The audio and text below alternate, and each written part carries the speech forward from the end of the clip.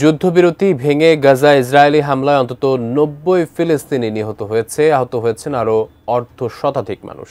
হামাসের বিরুদ্ধে যুদ্ধবিরতি লঙ্ঘনের অভিযোগ তুলে নতুন করে এই হামলার নির্দেশ দেন ইসরায়েলি প্রধানমন্ত্রী বেনিয়ামিন নেতানিয়াহু। আরও জানাচ্ছেন রায়হান মুন্সি।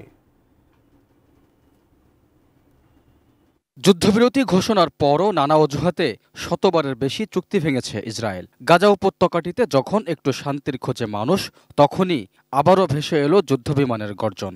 রাফা সীমান্তে বন্দুক হামলায় এক ইসরায়েলি সেনা আহত হওয়ার ঘটনায় হামাসকে দায়ী করে গাজায় তীব্র হামলার নির্দেশ দেন নেতানিয়াহু। এরপরেই শুরু হয় তাণ্ডব। ইসরায়েলের এই হামলাকে যুদ্ধবিরতির স্পষ্ট লঙ্ঘন বলে অভিযোগ করেছে হামাসের সশস্ত্র শাখা কাসাম ব্রিগেডস।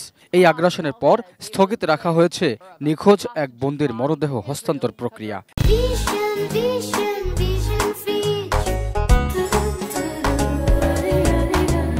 একই সঙ্গে ইসরায়েলের এমন উস্কানিমূলক পদক্ষেপ অব্যাহত থাকলে গাজায় মৃতদেহ উদ্ধারের কার্যক্রম বন্ধ হয়ে যেতে পারে বলেও সতর্ক করেছে হামাস। এদিকে ইসরায়েলের সাফাই গেয়ে এ ধরনের ছোটখাটো সংঘর্ষ হতে পারে বলে মন্তব্য করেছেন মার্কিন ভাইস প্রেসিডেন্ট জেডি ভ্যান্স। ওয়াশিংটনের সাংবাদিকদের তিনি বলেন, এই হামলার পরেও যুদ্ধবিরতি এখনও টিকে আছে, শান্তি স্থিতিশীল থাকবে বলেও আশাবাদী যুক্তরাষ্ট্র। গাজার সরকারি মিডিয়া জানায়, যুদ্ধবিরতি শুরুর পর এ পর্যন্ত অন্তত ৯৪ ফিলিস্তিনিকে হত্যা করেছে ইসরায়েল। গাজার অর্ধেকের বেশি এলাকা নিয়ন্ত্রণের পাশাপাশি কঠোরভাবে সীমিত রাখা হয়েছে ত্রাণ সরবরাহ।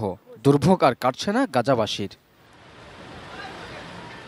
Raihan Munshi, desk report, ATN news.